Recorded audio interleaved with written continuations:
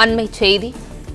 சென்னை கோவிலம்பாக்கத்தில் கடந்த வாரம் வீட்டில் கேஸ் கசிவு காரணமாக ஏற்பட்ட தீ விபத்தில் படுகாயமடைந்து சிகிச்சை பெற்று வந்த ஒரே குடும்பத்தைச் சேர்ந்த 3 பேர் உயிரிழந்துள்ளனர்.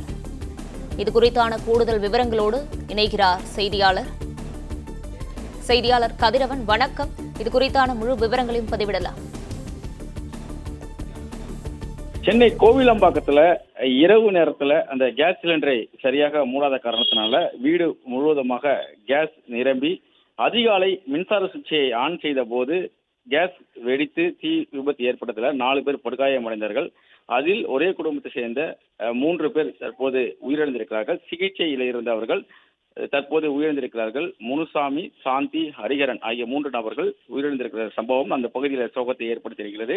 சென்னை கோவிலம்பாக்கம் காந்தி நகர் 15வது தெருவில் வசித்து வருவர் முனுசாமி. கூட்டு குடும்பமாக வசித்து வரக்கூடிய இவர்கள் 4ஆம் தேதி இரவு 6 நபர்களும் வீட்டிலே உறங்கியிருக்கிறார்கள்.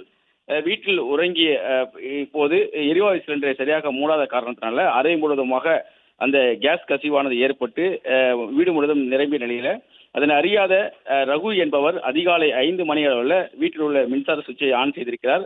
அப்பொழுது சிறிது நேரத்திலே அறை முழுவதும் திடீரென தீப்பற்றி எரிய துவங்கி இருக்கிறது. ரகு வெளியே சென்ற காரணத்தினால அவர் அதிர்ஷ்டவசமாக உயிர் தப்பிய நிலையில மற்றவர்கள் முனுசாமி, ராணி, சாந்தி, ஹரிக்குமார், அஜித்குமார் ஆகியோர் காயங்களோடு முதலில் குரோம்பேட்டை மருத்துவமனைக்கும் பின்பு கேஎம்சி மருத்துவமனைக்கும் சிகிச்சைக்காக அழைத்து சென்று அங்கு மருத்துவமனையில் சிகிச்சை பெற்று வந்த நிலையில தற்போது முனுசாமி, சாந்தி, ஹரிஹரன் ஆகியோர் சிகிச்சை பலனின்றி உயிரிழந்திருக்கிறார்கள்.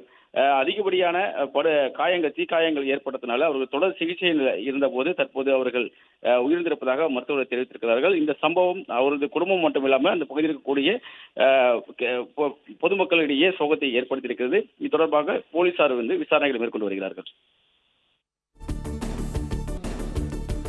விவரங்களை வழங்கியமைக்கு நன்றி கதிரவன்.